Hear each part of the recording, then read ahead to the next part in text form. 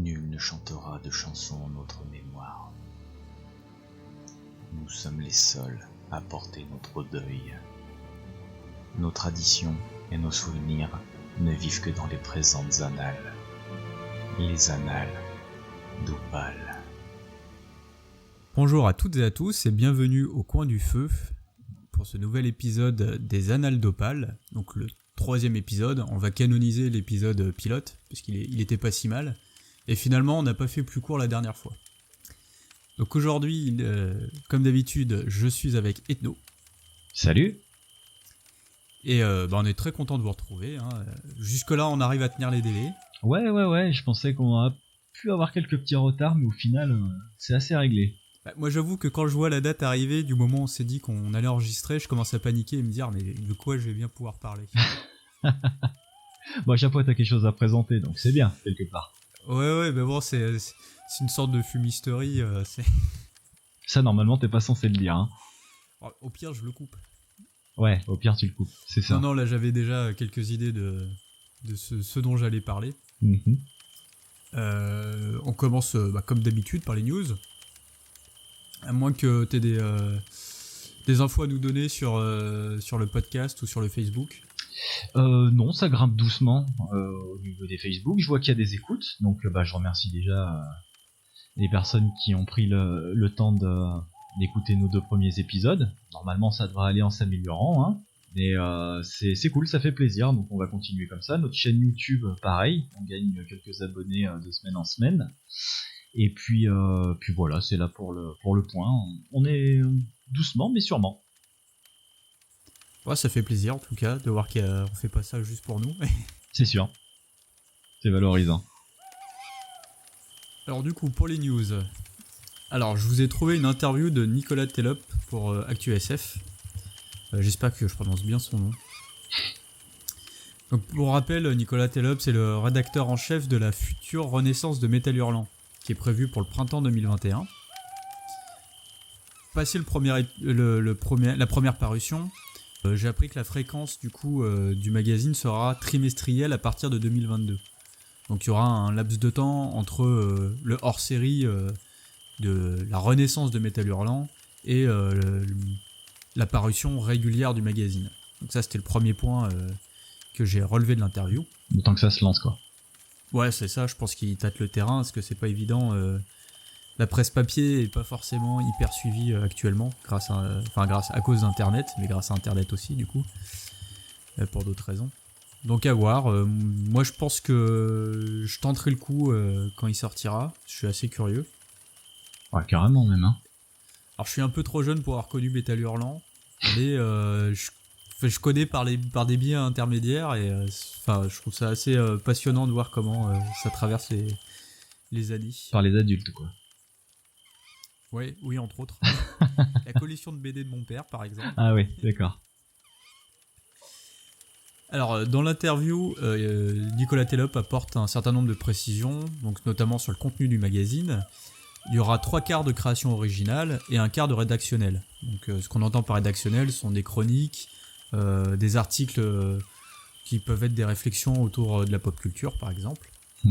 Donc, on aura une partie bande dessinée, qui est quand même le cœur de Métal Hurlant à la base. Et il y aura quand même cette partie un peu plus à côté des thèmes des bandes dessinées, enfin les sujets qui seront abordés dans les bandes dessinées, peut-être qu'on aura le droit à des débats par exemple, si ça mérite qu'il y ait débat par exemple.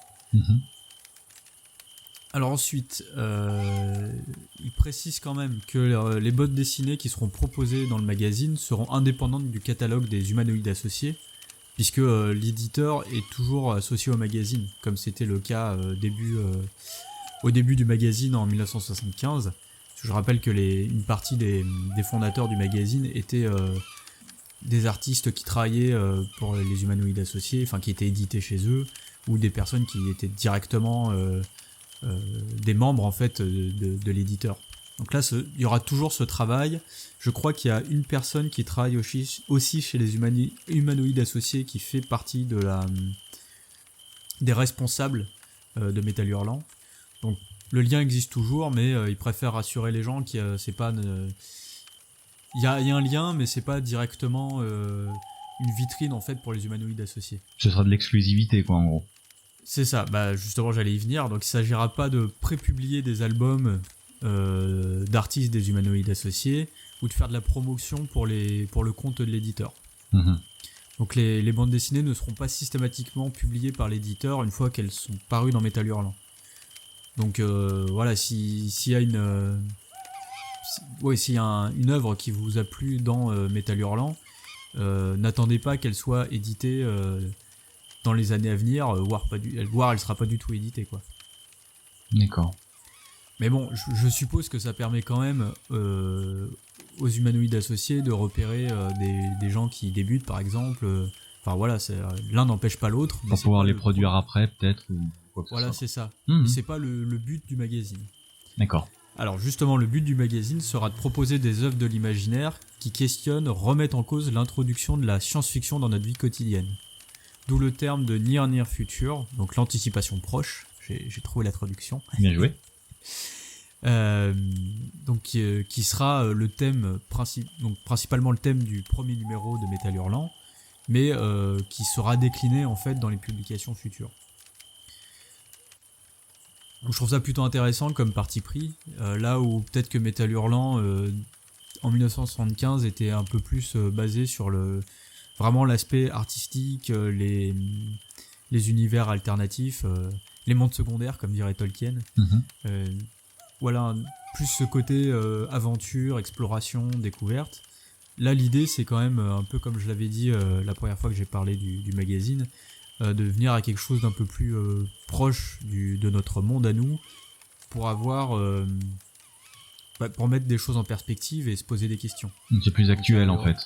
C'est ça, il y aura peut-être un côté un peu plus... peut-être pas politique, mais pas loin, enfin des partis pris un peu plus forts. Ah ouais, ok. Je parle du fond, hein, pas de la forme. Parce que pour le coup, Nicolas Telop veut aussi rassurer les gens qui ont aimé ou qui aiment le style Métal Hurlant. Donc ils précisent qu'ils garderont l'esprit libre par rapport au style, au ton et au choix graphique. Donc c'est plutôt cool, c'est-à-dire qu'on risque d'avoir des choses assez diverses, que ce soit sur le fond ou la forme. Donc voilà, je pense que c'est plutôt une bonne nouvelle. En tout cas, ce sont de bonnes intentions. Ensuite, il en dit pas vraiment plus sur le contenu concrètement, parce qu'il y a encore rien de fait. Le printemps 2021, c'est dans presque un an encore, donc enfin un peu moins d'un an. Donc je pense qu'il y a encore beaucoup de travail pour eux, et voilà, il veut pas trop s'avancer non plus, pas trop en dire et décevoir les gens quand ça sortira. C'est bien de garder une part de mystère aussi, puis dans ce que tu dis, en fait, ça fait vraiment pas recyclage, voilà, comme on peut le voir des fois dans la musique, par exemple, où les groupes se réunissent pour avoir des fonds, des machins comme ça. Là, concrètement, ça a l'air de partir sur un nouveau projet. Là, ce qui est différent, c'est qu'il y a plus personne de l'ancienne équipe. Ouais. Entre ceux qui sont décédés, ceux qui font autre chose, ceux que ça intéresse plus. Mhm. Enfin, là, c'est vraiment... on reprend le nom Métal Hurlant, on garde l'esprit de l'époque, mais on en fait quelque chose d'actuel. Ouais. Et justement, dans l'interview, je l'ai pas relevé là, mais je viens de m'en souvenir, parce que t'en as parlé, c'est que ils ont conscience qu'ils ont un héritage important en s'appelant Métal Hurlant. Ouais, c'est sûr. Et leur but, c'est de rendre hommage au magazine, mais ils pensent plus lui rendre hommage en faisant quelque chose d'original et de contemporain que une ressucée de ce qui a été fait, notamment dans les années 80, dans les moments forts de Métal Hurlant. Et on peut le comprendre, enfin, ça fait... moi j'adore l'esthétique, par exemple, des couvertures du Métal Hurlant de l'époque. Ça en jette, c'est sûr. Hein. Mais ça fait dater. Enfin, j'aime bien l'image que ça renvoie de l'époque, mais si tu fais ça aujourd'hui, ça fait un peu... Ah bah après... ce que tu disais avec les groupes, quoi. S'ils se réunissent parce qu'il faut payer les factures. C'est ça, puis s'ils avaient fait justement la même formule qu'à l'époque, ça aurait visé vraiment que les nostalgiques de cette époque-là. Et je pense qu'aussi le but, c'est de rallier de nouvelles têtes et un nouveau public aussi. Le public actuel, hein, de la SF et tous les genres, pour les réunir autour de ce magazine. Donc ça aurait pas vraiment eu d'intérêt de refaire du ressucé, en fait, concrètement. C'est ça, puis c'est logique étant donné le succès des séries de science-fiction actuellement. C'est vrai. Il y a un nouveau public, et notamment pour les séries d'anticipation, plus Ouais, que ouais, Space c'est vrai. Opera ou ce genre de choses. C'est plutôt ça qui va marcher. Alors, moi, pour le coup, c'est pas ce qui m'intéresse le plus dans la science-fiction en général, mais je peux comprendre l'envie de s'orienter sur ça, et je suis très curieux de le voir en bande dessinée. Parce que je trouve Carrément. que ça peut avoir une dimension qui me plaît plus avec le médium BD qu'en série. Ouais, c'est vrai. Hâte de voir ça en tout cas. Là, de ce que t'en dis, et puis de l'interview, parce que bon, bah du coup, je l'avais lu aussi. Je crois même que je l'avais partagé sur le Facebook des Ah, c'est Annales possible, d'Opale. ouais. Et non, ça donne l'eau à la bouche. Et puis, bah, bon, c'est vrai que la SF, en parution comme ça, papier, c'est hypant quand même, un petit peu. Bah, le seul magazine qui publie et qui parle de SF en français que je connaisse et qui a un peu de bouteille et qui est assez fourni, c'est Galaxy. Mhm. Mais c'est des publications qui sont assez comment dire ça, confidentielles. Enfin, je connais pas grand monde qui lit de la SF qui connaît forcément Galaxy. Là où Metal Hurlant, ça parle direct. Enfin, Ah, je ouais, veux c'est dire, sûr, ça a peut-être pas la même notoriété. c'est une évidence. Mhm. Donc ouais, curieux de voir ça, et peut-être que on va encore faire un pas supplémentaire dans l'institution de la science-fiction comme un genre qui est important. Ouais, Pas bah, ça- simplement une lecture de divertissement, ce qu'elle est aussi, hein, mais pas uniquement. Non, pas que, enfin, ça peut être quelque chose de sérieux aussi, puis ça l'est, c'est pas que ça peut être quelque chose, c'est que ça aborde quand même des thèmes qui sont, bah, d'autant plus maintenant. Je veux dire, des trucs sur les virus, sur ce genre d'événements là, il y en a qui sont sortis, hein, et depuis belle lurette déjà. Donc c'est la SF, c'est aussi ça, c'est un peu, bah, c'est de l'anticipation quoi. C'est concrètement, c'est ça. Donc non, c'est quelque chose d'important, et c'est bien que ça prenne aussi un petit peu de grade pour bah, que les gens se rendent compte que ça peut être aussi informatif, la science-fiction. Et tous les genres qui vont avec aussi, parce que bon, il n'y a pas que ça, mais en tout cas pour la SF, oui, c'est un peu, des fois même visionnaire, quoi. Ah bah complètement. Hein. De toute façon, pour moi, on vit dans le monde de Gibson, hein, donc Oh non, s'il te plaît. Oh là là, ah, je suis pas très peut-être fan, dans un moi. monde, peut-être dans un monde encore plus sombre. Ah ouais, non, c'est vrai que c'est déprimant, Gibson, quand même. Hein. Ouh là là. D'ailleurs, j'avais lu Neuromancien sur tes conseils, je t'avoue, j'en suis ressorti avec un peu le bourdon, hein, quand même. Ouais, c'est pas rigolo. Hein. Ah non, c'est pas rigolo, non, comme tu dis.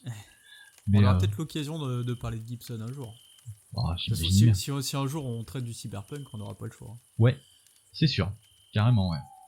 Donc en tout cas, bah ouais, bonne petite interview. Je pense que il faut la lire. Ça nous en dira un peu plus sur Ouais, l'arrivée mais de ce voilà, nouveau Metal Hurlant, quoi.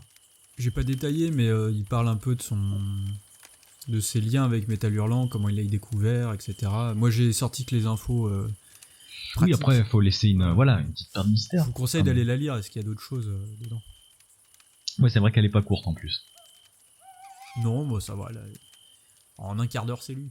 Voilà, c'est ça. Donc le lien est bien sur le Facebook Sur le Facebook. des Annales d'Opale. Hein. Je confirme. Super. Bah, C'est- du coup, je Ouais, te c'est donne bon la pour main ta les news, ouais. parutions. Ok. Et ben moi, comme la dernière émission, hein, je vais parler de 2 parutions là qui vont arriver ou qui sont arrivées. Et je vais te parler de l'intégrale de l'Ange du Chaos de Michel Robert. Je sais pas si ça te parle. Si. C'est une- J'ai presque tout lu. Je crois qu'il m'en manque un. Bah voilà, là t'as les intégrales qui sortent. Donc tome 1, tome 3 déjà pour l'instant qui sort le 18/06. Et bon bah c'est de la dark fantasy, ça comme on disait, mais pour adultes hein, quand même. Parce que c'est assez... Ouais, moi j'ai pas tout à fait le même avis sur l'Ange du Chaos. Ah ouais. Je le mets pas vraiment dans la dark fantasy, ni Mhm. vraiment pour adultes. D'accord, ok. Moi c'est surtout les scènes... bah il y avait quand même des scènes un peu chaudes, hein. De souvenirs. Ouais, Donc oui. je suis loin d'avoir tout lu. Donc c'est pour ça, moi, à partir du moment où... bon, il y a quand même des trucs assez explicites. Moi je range ça dans les trucs pour adultes parce que c'est pas spécialement quelque chose que je mettrais entre toutes les mains. Et bon, j'avais trouvé quand même quelques passages assez... sans parler des passages assez hauts. C'est assez sombre. Donc, moi, ça me suffit pour ranger ça dans la catégorie dark fantasy, en tout cas. Après, quoi qu'il en soit, ça reste de la fantasy, hein, si mon souvenir est bon, il me confirme.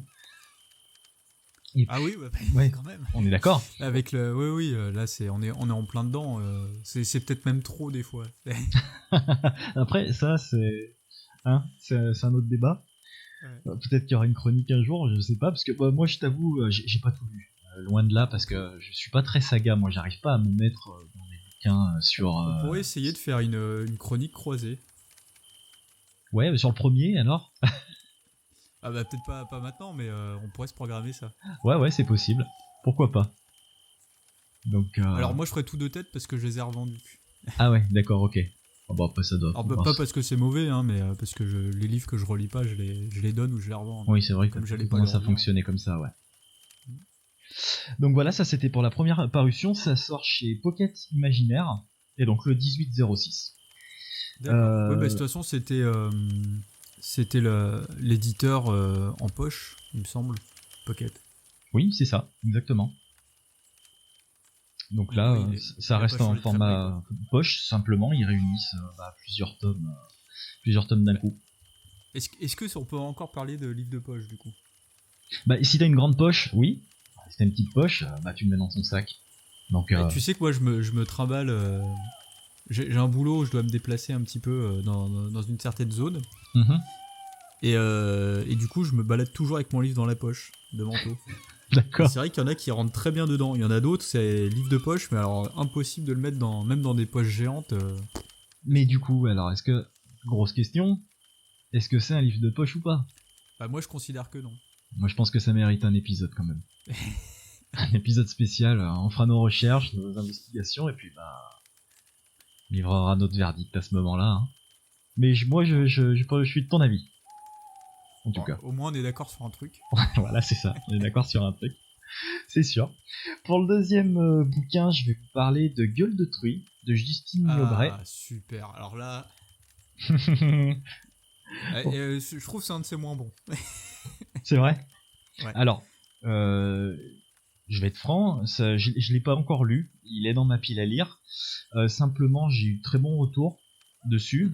Et donc, du coup, je me suis dit que j'allais en parler pour faire un petit peu de pub, parce que du coup, ça a l'air d'être quelque chose de quand même assez original. Et puis, ça reste du post-apo, visiblement. Donc, vu qu'on parle toujours de fantasy, de science-fiction et tout ça, je me suis dit que ça serait bien de parler d'un truc un petit peu différent. Donc, voilà. Ça sort chez Helios, poche. Ouais. Et ça sort le 12/06. Ouais, parce qu'en fait, il y a une version qui est sortie, mais il y a un petit moment, 5-6 ans, un truc comme ça. Mm-hmm. Je sais plus. Il y a plusieurs années. Oui, de toute façon, là, c'est Et l'édition de poche, ouais. suite, comme pratiquement tous les bouquins. Et ce qu'il y a d'intéressant, c'est que c'est pas un... La science-fiction et le post-apo, c'est pas la spécialité de Justine Aubray. Ok. Mais son texte, il est vraiment pas mal. Si vous aimez vraiment les ambiances à la Fallout, Mad Max, on est pas mal dedans. Voilà, c'est pour ça que je l'ai mis dans ma pile, parce que ça avait l'air d'être quand même quelque chose d'assez puissant. Donc, je suis curieux de lire ça, je t'avoue. Mais, je savais pas du je tout que pense tu l'avais lu, donc tu vois, j'ai pris ça un petit peu quand j'ai vu, ça m'a tiré l'œil, et je me suis dit que ça serait bien d'en parler. Annie Aubray, j'ai tout lu, je crois. Ah ouais, d'accord, ok. C'est une de mes auteurs favorites. Eh ben, tu vois, c'est bon à savoir ça. Ouais. Et pour le coup, ouais, moi, après, c'est un choix personnel, hein, mais c'est peut-être celui qui m'a le moins marqué. Parce que son genre de prédilection, c'est quoi?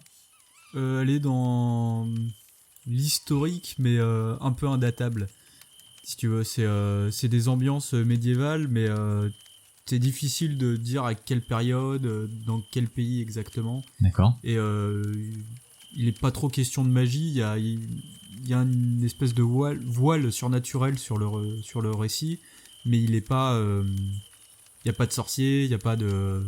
Ouais, d'accord. Il y a pas de choses complètement inexplicables. Et c'est assez introspectif comme littérature. Ouais. Mais il y a quand même un peu d'action. Moi, j'avais découvert avec Mordre le bouclier, qui était vraiment cool. Et non, c'est Mordre le bouclier et la suite Chien du Home, que je peux conseiller aussi. Ouais, ok. Et il y en a un qui est vraiment, moi qui m'a beaucoup marqué, c'est Mordred. Donc Mais ça, c'est là, le on est plus dans- connu que tu viens de citer là. Ouais, ils sont tous connus les siens de toute façon.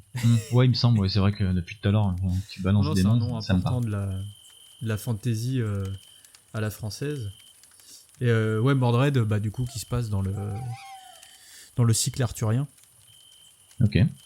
Voilà, donc super bonne idée de remettre en avant Justine Liogret, parce que finalement c'est réputé mais pas hyper connu. C'est pour ça, je me suis dit que, bon, comme d'habitude, c'est un peu français, hein, tout ce que j'essaye de balancer comme parution, hein, donc on fait des bons trucs. Ça serait bête de s'en priver. Bah oui, écoute. Donc voilà, C'est moi qui vais dire le contraire là. Ouais, concrètement. Ouais, donc voilà, pour moi, c'est pour les parutions, là, c'est tout pour moi. Bah écoute, ouais, ça fait des belles, deux belles propositions dans des styles qui sont très différents et avec des objectifs pas du tout identiques. Ouais, c'est ça. Moi je conseille les deux, mais pas pour les mêmes raisons. Je pense voir à quel niveau ça se situe. Je te propose qu'on passe aux chroniques. Tout à fait. Tu veux démarrer si la Je t'en dernière prie. fois, Ouais, bah comme tu veux. Et ben allez, je me lance alors. Donc Allez, du je coup, t'écoute. aujourd'hui, je vais vous parler de Clark Ashton Smith, donc qui devrait parler aux amoureux de Lovecraft en fait. Hein. Et je vais parler d'Hyperborée et Poseidonis, qui va sortir. Non, c'est déjà en librairie. En fait, il a eu du retard à cause du confinement et c'est édité chez Helios Poche. Et il y a 272 pages. Alors, dit comme ça fait pas beaucoup. Mais en fait, Hyperborée et Poseidonis, c'est divisé en 2 bouquins. Mais avant de commencer l'accro, je pense que c'est important que je parle de l'auteur, parce que c'est quand même quelqu'un d'assez important, et qui a été mis il y a peu de temps en fait en avant, même s'il était quand même assez connu, mais là il y a les éditions en fait qui ont fait un crowdfunding pour ressortir des belles éditions de ces livres, et je pense que c'est à ce moment-là où ça a commencé à ressortir un petit peu des tiroirs. Donc Clark Ashton Smith, c'est dur à dire, on dirait pas comme ça, mais il est né un 13 janvier 1893 à Long Valley en Californie. Donc concrètement, ce monsieur, c'est assez compliqué de parler son enfance parce qu'on sait pas grand chose, hein. J'ai quand même écumé les biographies, que ce soit français et en anglais. On sait qu'il souffrait de troubles psychologiques, dont une grosse agoraphobie, et qu'il a jamais eu de scolarité normale. Il a été atteint d'une tuberculose, et a vécu une partie de sa vie dans une cabane construite par ses parents. Donc voilà, tout à l'heure, avant qu'on commence l'émission, je te disais que c'était un mec qui avait eu une vie assez étrange, et ben voilà, ça te le confirme. Tu m'étonnes qu'il ait suivi un peu les traces de Lovecraft. Ouais, c'est pas fini. Donc il était autodidacte, il a appris seul l'espagnol et le français en traduisant des poèmes de Baudelaire. Donc ça aussi, c'est assez original. Mais malgré tous ses problèmes de santé, il est extrêmement doué pour l'art, et l'écriture notamment, et il consacre sa première partie de carrière à la poésie. Ce qui est important de dire concernant la partie écriture dans sa vie, c'est que c'est un très bon ami de Lovecraft, donc, et de Howard, ton ami cher. Que des types recommandables. Parce qu'ils ont, ouais, voilà, exactement, ils ont quand même pratiquement créé à eux trois tous les codes de la fantasy américaine, en fait, hein, ou une bonne partie du moins. Ils sont connus par l'intermédiaire d'un cercle de personnages littéraires, en fait, par correspondance. Et c'est à 35 ans qu'il va commencer à se concentrer sur l'écriture de nouvelles fantastiques, qui seront pour la plupart publiées dans Weird Tales, un magazine américain que je présente pas, parce que je pense que... donc au milieu de sa carrière, en 1935 pour être précis, sa mère décède, et il va passer les 2 années suivantes à s'occuper de son père qui est malade lui aussi, avant qu'il meure en 1937. Pendant ce temps, il a pratiquement cessé d'écrire de la fiction, et il se retire de la scène en signant l'arrêt du coup de l'âge d'or de Weird Tales. D'accord. Et voilà, il reste complètement épuisé de cette période, où il a connu beaucoup de décès, donc il y a Howard, en 36 par son suicide, Lovecraft en 37 d'un cancer, et ses parents, mais il reste pas inactif pour autant, puisqu'il se consacre à la poésie et à la sculpture. En 1953, il est victime d'une attaque coronarienne, et l'année suivante, en 1954, donc, il épouse Caroline Jones Dorman, par exemple, et il s'installe peu de temps après à Pacific Grove. Et en 1961, il subit une série d'AVC, il décède en août de la même année, dans son sommeil. Ah bah ça finit bien. C'est-à-dire dans son sommeil. Oui, c'est vrai que ça aurait pu être pire. Mais voilà, donc la vie du bonhomme est quand même assez... J'ai même pas de mots en fait, c'est quand même une vie assez... c'est hors du commun, hein, parce que concrètement, pas aller à l'école, être autodidacte, choper des merdes comme il a une tuberculose, c'est pas rien quoi. Donc voilà, ça explique pas mal de trucs, mais c'était vraiment un surdoué. Pour parler du bouquin, donc Hyperborée et Poseidonis, c'est un recueil de courtes histoires, comme pouvait le faire Lovecraft. D'ailleurs, je vais faire beaucoup de parallèles, mais je vais essayer de pas trop en faire quand même, parce que bon, on a compris, c'est un pote à Lovecraft, et ils sont vraiment influencés. Donc c'est des courtes histoires, des poèmes et des fragments, comme pouvaient donc présenter Lovecraft et Howard. Donc c'était des trucs très courts, parce qu'il y avait le format aussi pour Weird Tales. Donc, la formule c'est la même, mais le style lui est totalement différent, notamment au niveau de l'écriture. S'il y a quelque chose qui a été reproché justement à Lovecraft, c'est son manque de vocabulaire, ça on en parlait un petit peu en antenne, et la pauvreté de ses descriptions. Alors que chez Smith, lui, concrètement c'est tout l'inverse. C'est un dictionnaire ambulant ce type, et l'écriture est vraiment classieuse, c'est raffiné, et c'est ce qui lui permet d'enrichir vraiment considérablement ses écrits. Il faut pas oublier que l'auteur a passé beaucoup de temps le nez dans les bouquins et que ça se ressent finalement dans l'écriture. Une chose qui change aussi, c'est que les récits de Smith, contrairement à ceux de Howard surtout, ils contiennent pas de combat, pas de bataille. C'est vraiment entre gros guillemets, hein, je suis désolé, mais c'est un peu passif comme truc. Mais c'est pas pour autant qu'il n'y a pas d'action. Au contraire.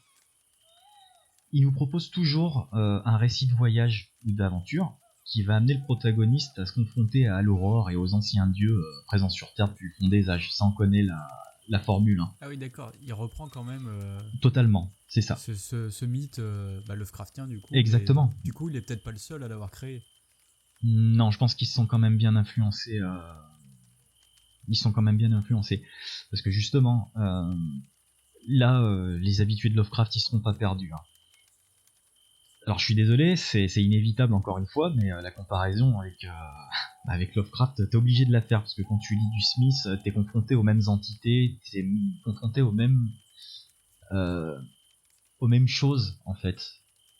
L'auteur amène vraiment les choses pareilles, c'est-à-dire dans des récits très condensés pour certains. Mais hormis que les deux auteurs nous proposent des courts récits, il y a aussi des noms, des idées et des références qui s'inscrivent vraiment dans les textes de Smith et vice-versa. C'est-à-dire que tu vas retrouver des éléments de Lovecraft chez Smith et des éléments de Smith chez Lovecraft. Par exemple, c'est intéressant ça. Ouais, carrément. C'est-à-dire, en fait, c'est un peu comme si leur univers avait fusionné, tu vois. Par exemple, comme le Necronomicon de Lovecraft, du côté de Smith, par exemple, t'as le livre Daybon. C'est un livre occulte qui renferme un savoir mystique et dangereux. Enfin, voilà, tout le monde connaît le topo. La base de toute histoire d'amour qui se respecte. Exactement ça. Il y a des noms comme Ubosata, entre autres, qui sont nommés, et les grands anciens, qui sont même évoqués dans Hyperborée. Tu vois ? Donc on a vraiment l'impression que le mythe des deux sont interconnectés et qui se complètent en final. Leurs dieux démoniaques sont retrouvés sur Terre de la même manière, c'est-à-dire qu'ils ont traversé les galaxies, les âges, les temps, les éons et tout ça. Et c'est des humains pour la plupart du temps qui leur vouent un culte noir et qui ont une vision cauchemardesque de ces monstres. Voilà. Ils sont décrits pareil en fait, si tu veux. C'est-à-dire que c'est l'indicible qui serait capable de faire perdre la raison à n'importe quel homme qui les voit. En fait. Pour parler du bouquin, donc comme je vous le disais, il est divisé en deux parties. Hyperborée et Poseidonis, donc. Hop. Alors, Hyperborée, c'est le nom d'un continent qui se situe sur l'actuel Groenland, en tout cas dans les textes de Smith. Dans les temps où la neige et la glace, ils n'étaient pas encore recouverts. T'as le Hyperborée, c'est aussi un thème chez Howard, ouais. Conan par exemple, ouais. chez Kull. Mm-hmm. Mais en fait, c'est un c'est un nom qui se réfère à aucun lieu géographique précis. C'est Alors normalement, c'est quelque chose- oui, c'est ça. Ouais, on est dans de la géographie imaginaire en fait, Mais Smith, lui, mais lié à notre monde réel. C'est-à-dire que je crois que ça apparaît dans des textes grecs, si je dis pas de bêtises à la base. mhm. Mais donc du coup là, ça représentait une zone de la Terre, je sais pas exactement laquelle, mais a priori plutôt au nord. Ouais, Et en fait, ça a pas de réalité concrète, mais c'est un terme pas vraiment, ouais, ça reste... qui a nourri l'imaginaire exactement. depuis des siècles. Voilà, c'est ça. Sauf que lui, Smith, il le situe, en fait, sur l'actuel Groenland. En fait, c'est le Groenland bien avant que la neige et tout ça ensevelissent les terres. Mais ça, je vais y revenir, parce que du coup, c'est super important. Parce que du coup, il y a beaucoup de textes qui nous racontent justement l'avancement de cette neige, de ce froid qui est un ennemi récurrent en fait.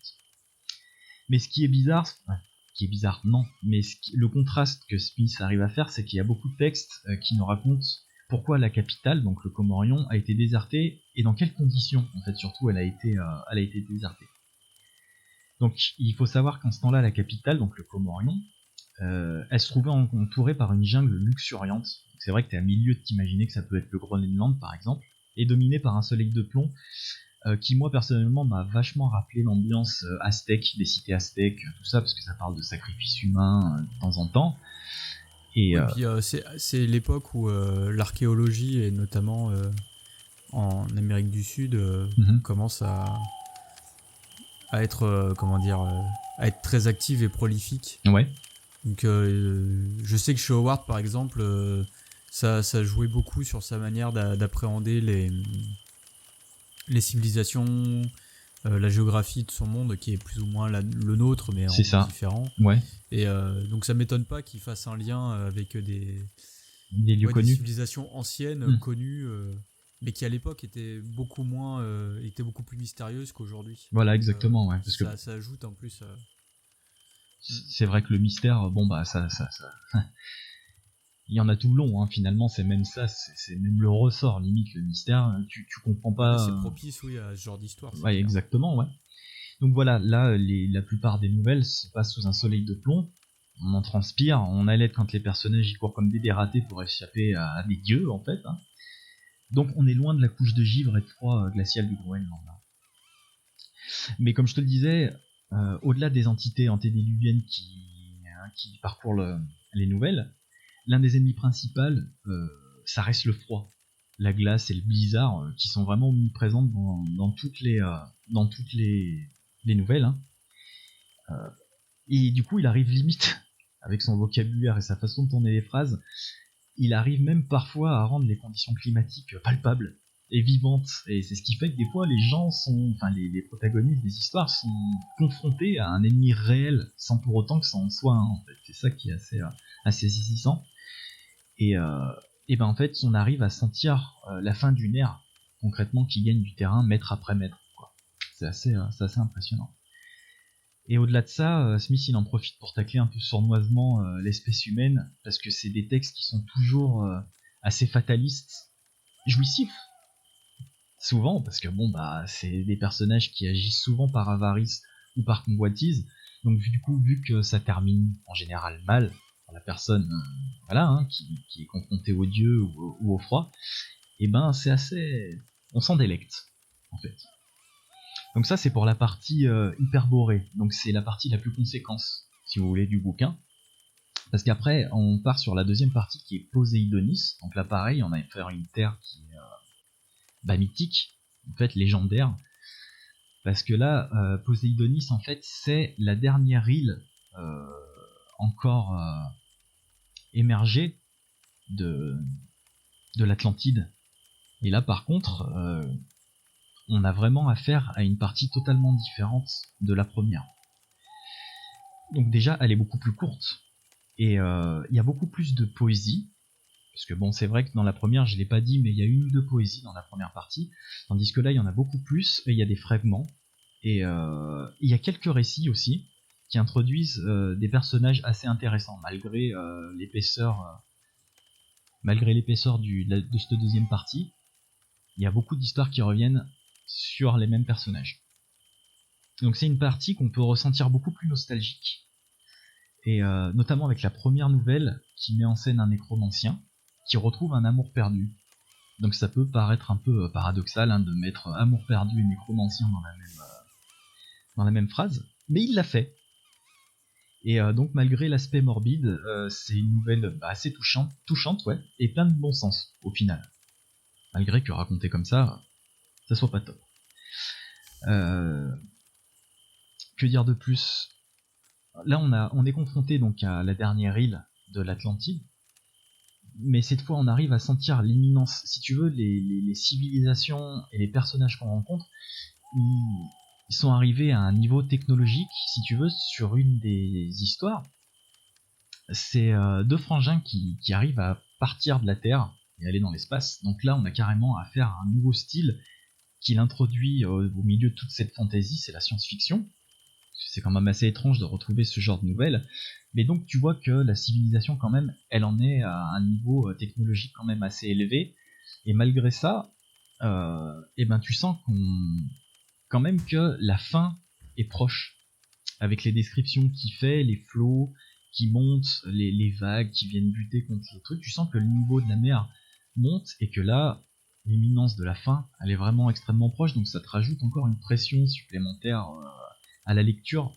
Et c'est ça qui est d'autant plus touchant, c'est que la beauté de ces textes-là, elle vient, je dirais, de...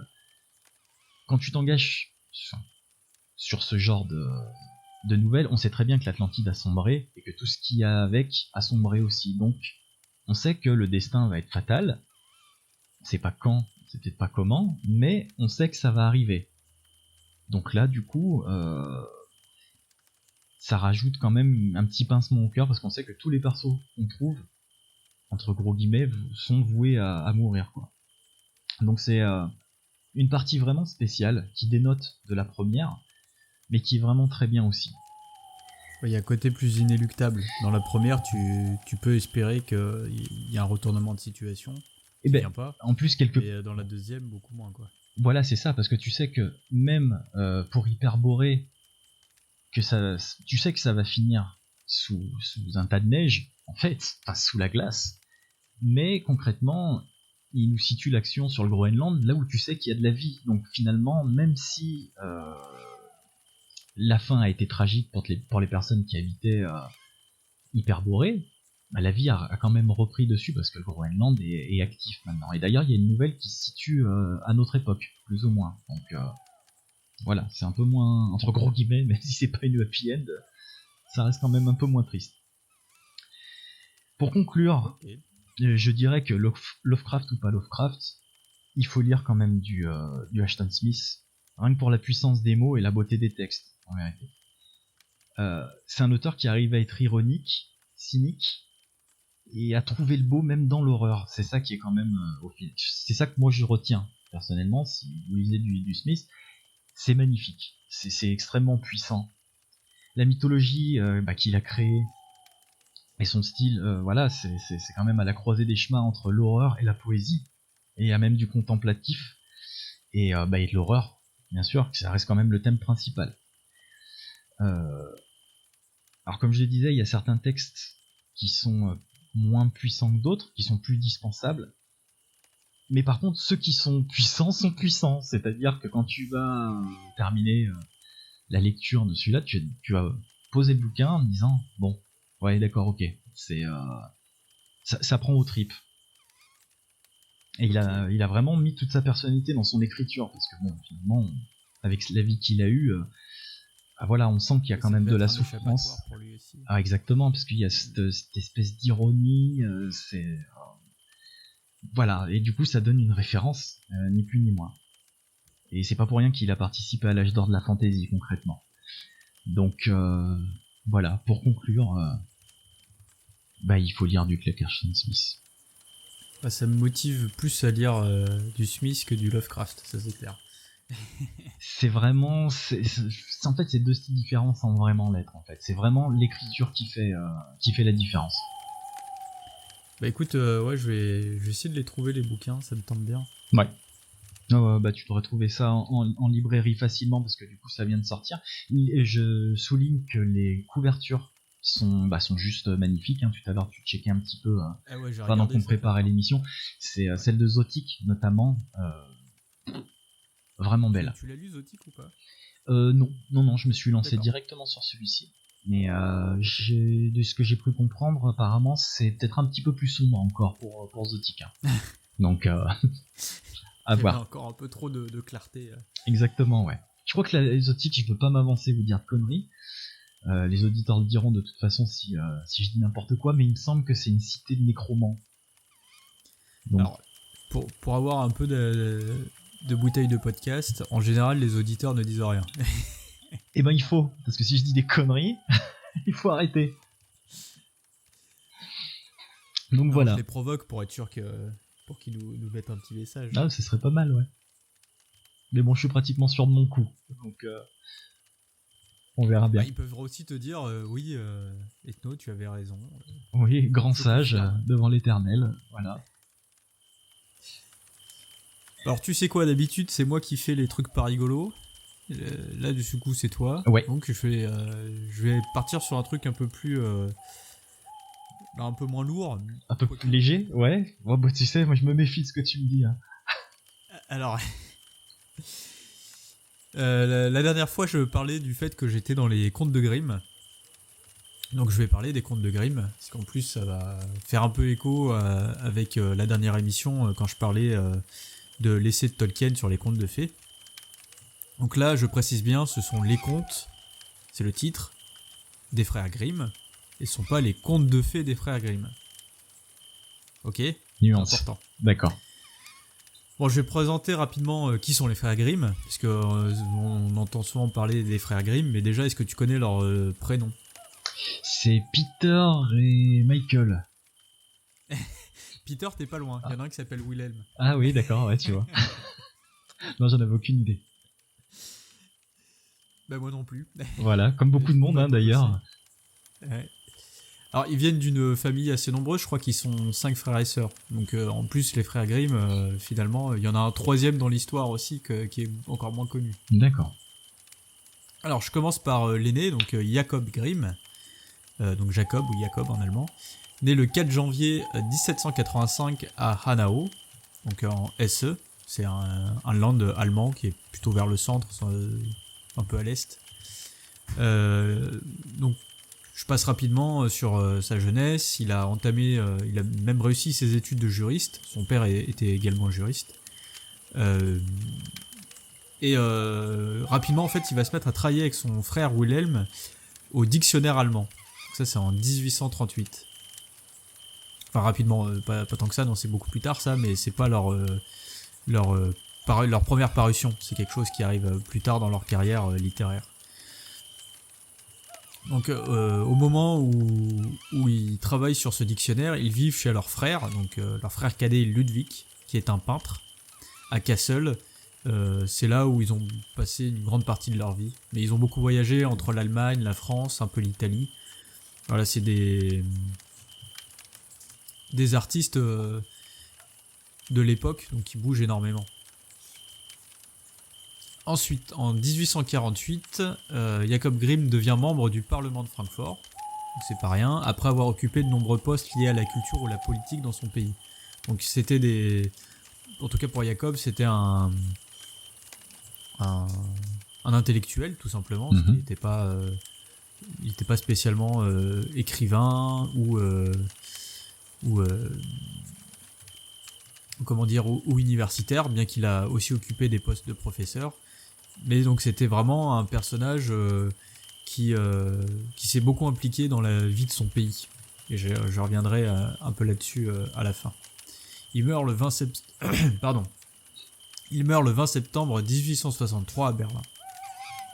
Son frère Wilhelm Grimm, né le 24 janvier 1786, donc un an après, à Hanau également. Il était de constitution un peu plus faible, je crois qu'il a eu des problèmes de santé un peu toute sa vie. Ça l'a pas empêché également de faire ses études de juriste, qu'il a obtenues aussi, mais il avait un esprit plus littéraire. Il participe par exemple à l'élaboration d'un recueil de poésie d'Arnim et Brentano, Le corps enchanté de l'enfant, ouais, ça, le titre, Le corps enchanté de l'enfant en 1807, et ça devient des amis des frères Grimm, donc Arnim et Brentano, pardon. Il traduit aussi des vieux poèmes danois en 1808, qui paraîtront en 1811. Il rencontre différents artistes connus de l'époque, notamment l'écrivain Goethe à Weimar, donc pas n'importe qui, pour la littérature allemande.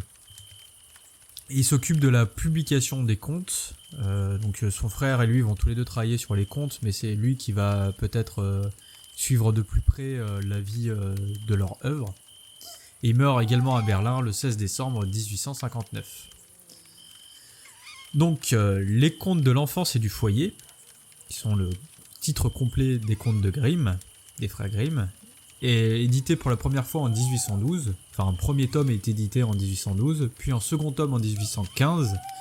Puis, il y a plusieurs remaniements du texte, jusqu'en 1857 avec la 7e édition des contes, qui est la dernière édition parue du vivant des frères Grimm.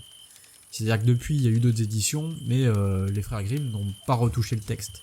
Alors que jusqu'en 1857, ils vont retravailler les contes qu'ils ont recueillis, rassemblés dans un recueil. Ok.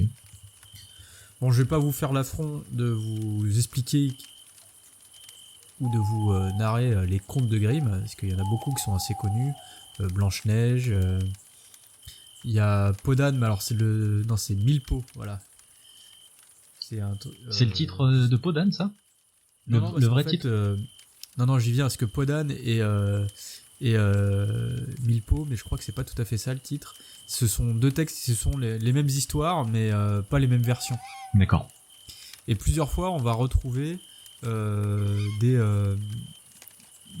contes qui ressemblent à des contes qu'on connaît dans des versions françaises qui ont été recueillis en France, et je pense que c'est vrai pour d'autres pays. En fait, ce sont beaucoup d'histoires dont on retrouve les motifs dans différentes régions du monde, donc plus particulièrement l'Europe. Et par exemple, moi j'ai travaillé quand j'étais en recherche sur des récits mythologiques, on va dire, pour aller vite, et il y a des éléments qui se retrouvent dans les contes et inversement. Donc c'est vraiment des histoires qui ont certainement eu des différents stades, en fait, différentes formes, avant de devenir ce qu'on connaît aujourd'hui. Donc le but des frères Grimm était de récolter les histoires populaires d'Allemagne. Donc il s'agit d'une mise à l'écrit de récits qui étaient parfois oraux, donc d'où certains éléments qui peuvent changer. C'est que un récit oral, si je te raconte quelque chose, tu risques de raconter la même chose, mais pas tout à fait. Ouais. Donc déjà là, en termes de passation, il va y avoir des différences. Donc Wilhelm a ainsi recueilli des histoires auprès de sa femme, Dorothea Wild, je pense qu'elle est allemande, Wild, avec laquelle il s'est marié en 1825. J'ai pris des notes, c'est pour ça, des fois c'est un peu lu. Je fais pareil, t'inquiète. J'essaye de faire ça fluide. Donc les contes des frères Grimm ne sont pas le premier essai pour faire connaître les récits populaires allemands, puisque on a un Johann Karl August Musaeus qui avait déjà publié des contes populaires allemands, ou en allemand Volksmärchen der Deutschen, entre 1787 et 1786. Donc c'est pas longtemps avant les frères Grimm. Mais c'est, voilà, quand même... ça les précède quand même. D'ailleurs, les frères Grimm ont critiqué en fait les contes qui auraient été beaucoup déformés par leurs collecteurs. Notamment, il aurait ajouté des notes un peu ironiques au texte, ce qui peut s'expliquer par le fait que donc Johann Karl August Musaeus avait étudié la théologie à l'université d'Iéna, donc c'est une ville en Allemagne, et il a failli être pasteur. Okay. Donc peut-être que l'aspect un peu surnaturel des contes a fait qu'il s'est senti le besoin de les décrédibiliser un petit peu. Bon, j'ai pas eu de renseignements sur la question, mais c'est ce que j'imagine. Enfin, c'est ce qui se faisait beaucoup avec les textes païens, par exemple, ouais. Et christianisés, ça arrivait assez souvent. C'était de l'hérésie, hein. Bah, là, il y a plusieurs éléments qui rentrent en jeu. Il y a aussi le côté patrimoine national. Je vais revenir dessus. Qui fait que il y a quand même un attachement à ces textes. Donc, on va pas les taxer d'hérésie. On va juste considérer que ce ne sont que des histoires et que c'est bon à raconter aux enfants et que voilà, faut pas les prendre au sérieux et c'est pas, c'est de la petite littérature en fait. D'accord. Mais on les christianise quand même pour être sûr que ça passe pas de mauvais messages. Voilà. Sachant que là en Allemagne, c'est le protestantisme. Donc au contraire, les frères Grimm, eux, avaient pour objectif de garder les récits oraux et écrits tels qu'ils les recueillaient, donc les plus proches de la version originale.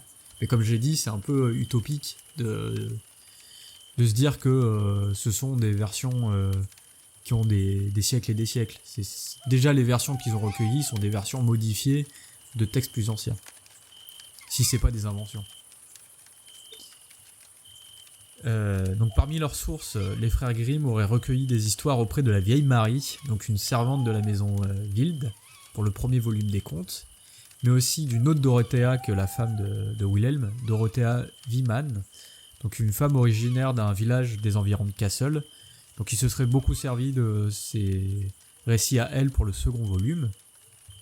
On compte également dans les contributeurs les sœurs Hassenflug, donc des amies de Dorothea Wild, ainsi que des correspondances avec la famille Axthausen de Westphalie, Jenny von Drost-Hussolf, pardon, il n'y a pas d'oumlaut sur le O, qui est la sœur de la poétesse Annette von Droste-Hussolf.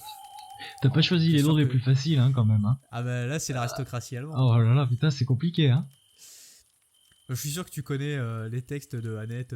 Ah, mais bien sûr, j'ai eu une longue correspondance avec cette dame, tout à fait. Mais je l'appelais Sylvie parce que c'était plus simple, en fait. Oui, c'est plus simple, c'est plus court. On est d'accord.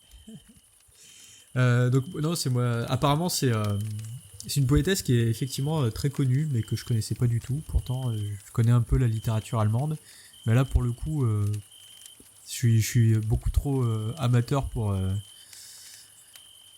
la connaître. Mais apparemment, elle est très connue. Ok, bon.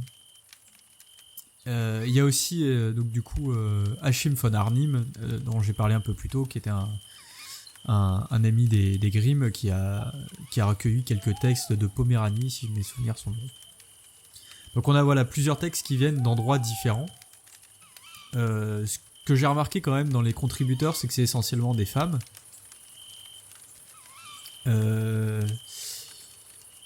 Je sais pas ce qu'il faut tirer comme conclusion, mais il y a très peu de contributeurs masculins. Donc est-ce que c'était plutôt les femmes qui avaient le devoir de retenir ces récits pour les raconter? Je sais pas trop. Ou alors il y a peut-être pas spécialement d'explication à ça aussi. Hein. Oui, peut-être, hein, mais ça m'a sauté aux yeux en fait quand j'ai fait le compte des personnes j'imagine. Qui recueillaient les textes, ou du moins les sources vers lesquelles se sont orientés les frères Grimm. Et voilà. J'en étais où? Ah oui, alors si la première édition des contes, dans la première édition des contes, les frères Grimm sont restés assez fidèles à leur idée d'origine, donc publier les récits tels qu'ils les ont entendus, dès 1819, ils ne retiendront uniquement que les contes du patrimoine national. Donc jusque-là, en fait, ils prenaient les contes, les récits qui venaient de partout en Allemagne, sachant qu'à cette époque-là, l'Allemagne, c'est récent hein, comme idée. Ouais. Et donc à la base, ils vont récolter tous les textes possibles et imaginables, et au fur et à mesure, ils vont élaguer et ne garder que les récits qui peuvent avoir un lien avec la nation allemande, donc la nation naissante. Donc ce type de recueil est assez fréquent pour l'époque. Il s'agit de périodes où le nationalisme est né et investit l'art et la science. Donc c'est pour ça peut-être qu'ils sont orientés vers ce type de texte, et pourquoi est-ce qu'ils ont gardé ceux-là et pas les autres. C'était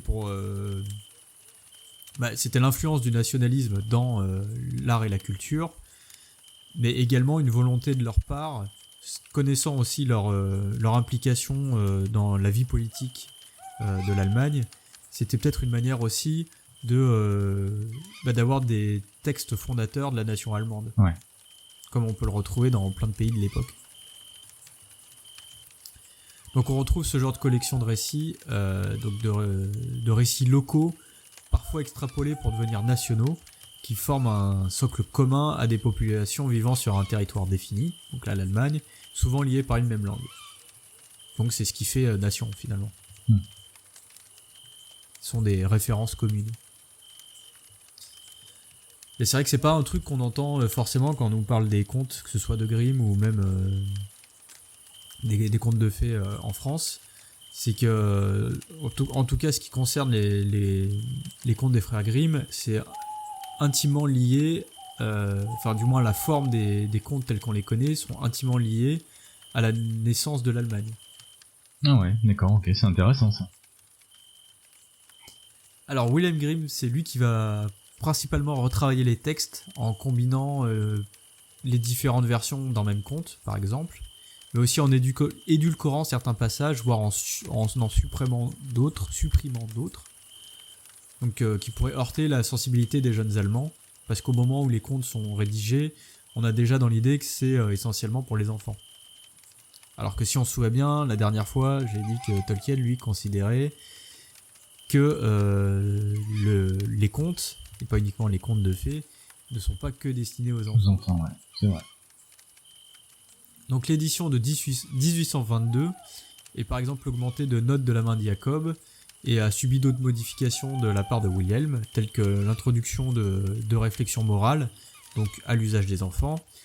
Il ajoute par exemple des interventions du conteur dans les récits. Il ajoute des proverbes, des allitérations, des assonances en ce qui concerne la forme du texte. Donc l'aspect de coller à l'origine des récits au fur et à mesure va disparaître, même si ils essayent de garder quand même un maximum d'éléments qu'ils avaient entendus donc dans le début du recueil en fait, enfin dans le début de la collection de textes. Ouais. Mais ça va quand même disparaître au fur et à mesure. Peut-être qu'ils avaient aussi une ambition littéraire, je veux dire, on peut pas leur reprocher ça. Donc l'aspect moins littéraire par rapport au conte français des textes des frères Grimm tiendrait de la volonté à rester le plus authentique possible.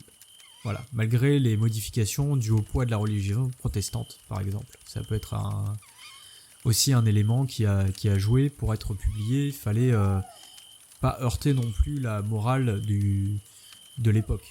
Donc forcément, il y a des choses qui passent moins bien. Par exemple, la fée de nos contes de fées est remplacée par une sage-femme. Alors, c'est pas forcément dû au protestantisme.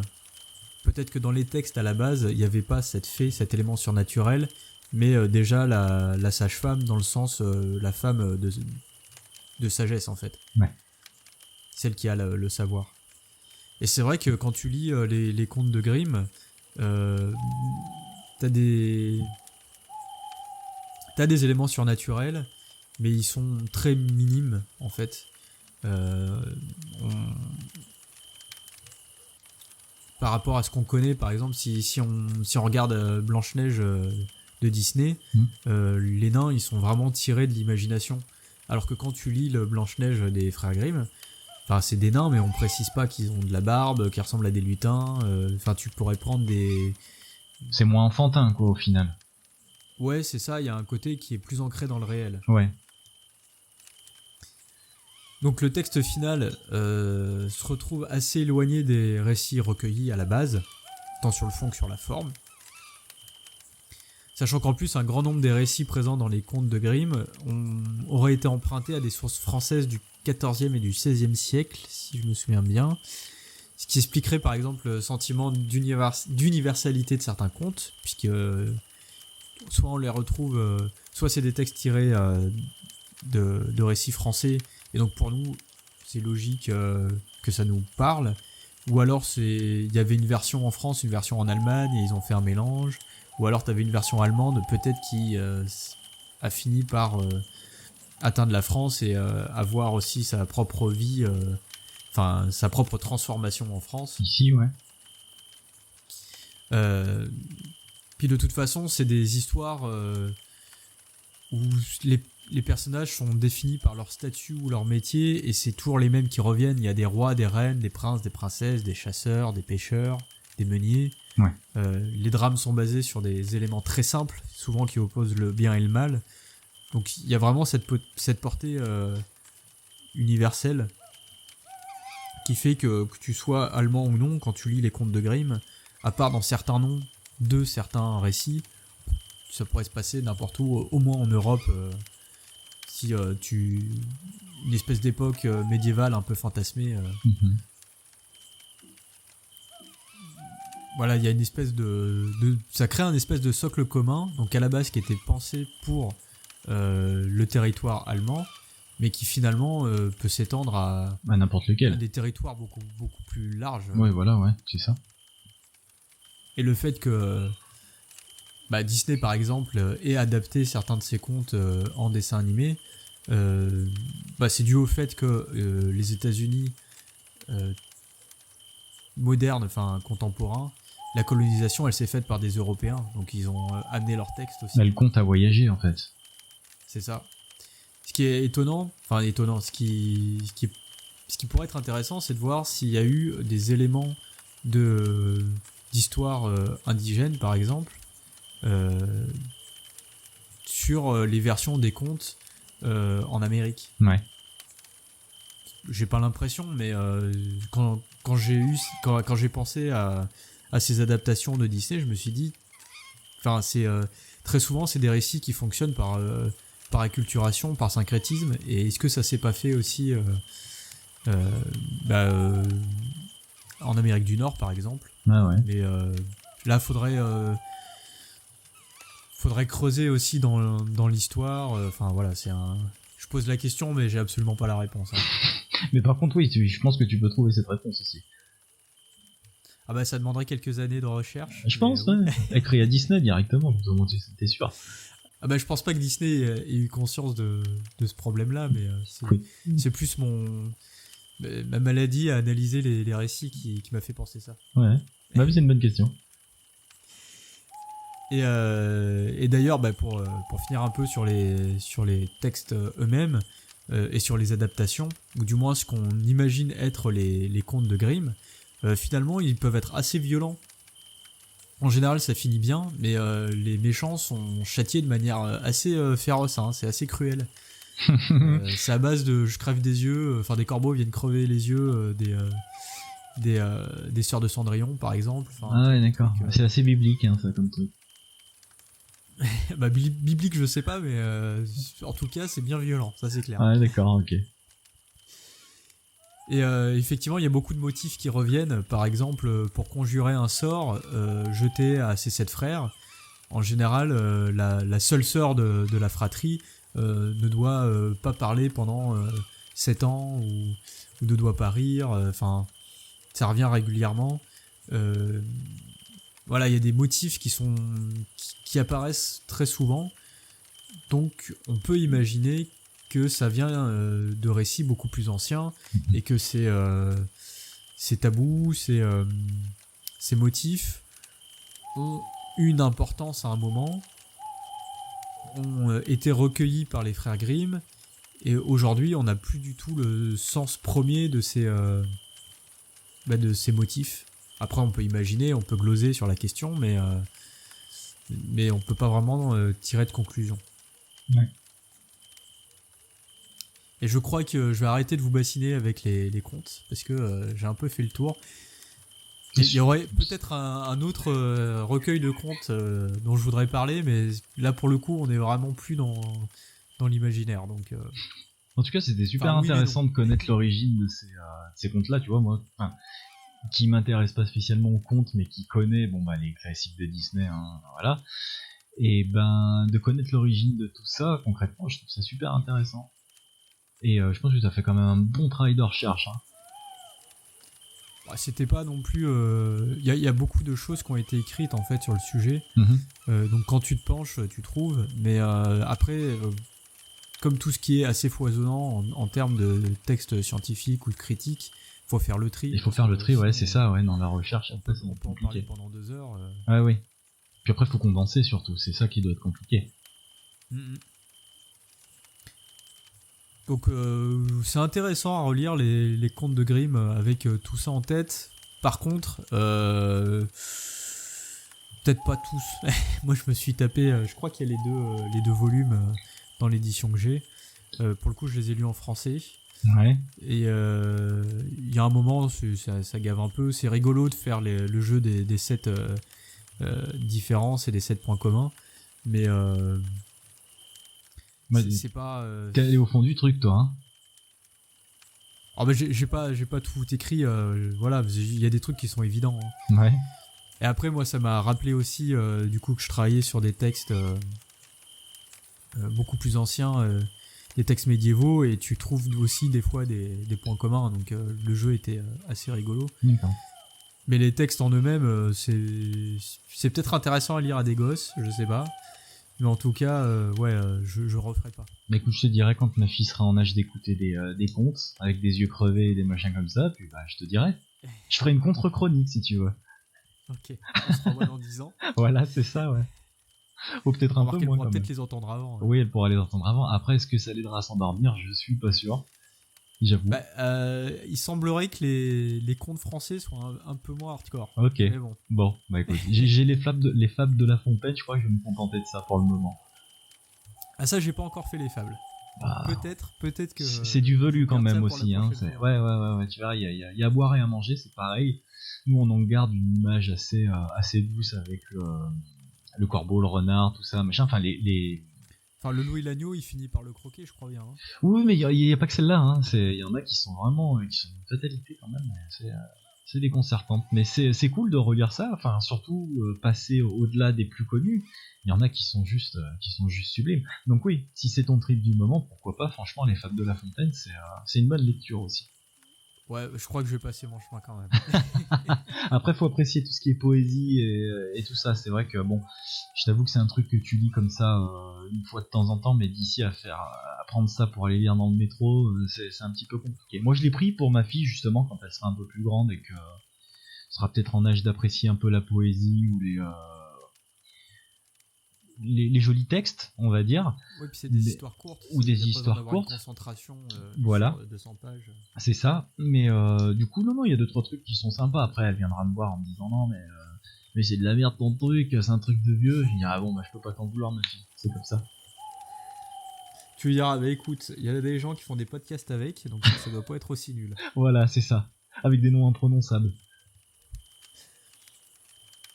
Bah écoute, on arrive sur la fin, comme d'habitude, on a fait 1 heure. Ouais. Une fois qu'on aura fait les cuts et tout ça, ça donnera un bon petit épisode encore. C'est ça. Mais je pense qu'on va se fixer 50 minutes comme objectif. Ouais, ça très paraît, bien. Beaucoup plus réaliste de notre part. Ouais, non mais c'est très bien. 50 minutes, c'est bien. Ça nous permet de jacter un petit peu, puisqu'on a toutes les conneries qu'on dit, on les coupe. Enfin, tu les coupes. Bah, je regarde pas mal les conneries quand même. Ah non mais c'est bien, parce qu'après il restera plus rien sinon. Bon bah comme d'habitude, on est disponible sur Spotify, Deezer, Podcast Addict. J'ai vérifié, c'est bon, ça marche. Voilà, ça marche. YouTube, voilà, c'est ça. Il y a un autre aussi qui s'appelle Castbox, qui est un excellent logiciel. Ça, c'est sur Android de podcast, hein, du coup. Donc il y a le nôtre, mais il y en a beaucoup d'autres, et qui est une des plateformes majeures sur Android, il me semble. Et puis bah les mises à jour sont faites régulièrement, et sur SoundCloud aussi. Oui, SoundCloud, oui, c'est vrai que je le dis plus, mais c'est même le principal. La source de base est SoundCloud. Mais voilà. Après, oui, en général, je le poste dans la semaine, enfin dans les 2-3 jours après l'enregistrement, le temps que je monte. Et puis c'est dispo rapidement sur les plateformes. Dans la foulée, voilà. Voilà. Et puis n'hésitez pas à venir sur le Facebook de l'émission. Donc les Annales d'Opale. Voilà. Pareil pour le YouTube aussi, hein, c'est exactement le même nom. Hein. On les trouve facilement maintenant, parce qu'il faut quand même avoir 2-3 vidéos pour pouvoir être référencé correctement. C'est pas facile tout le temps. Ouais. Mais bon, voilà, maintenant dans le moteur de recherche, quand on tape les Annales d'Opale, on tombe directement sur notre page. Donc n'hésitez pas à venir vous abonner aussi. Merci de nous avoir écoutés. Et à dans 2 semaines.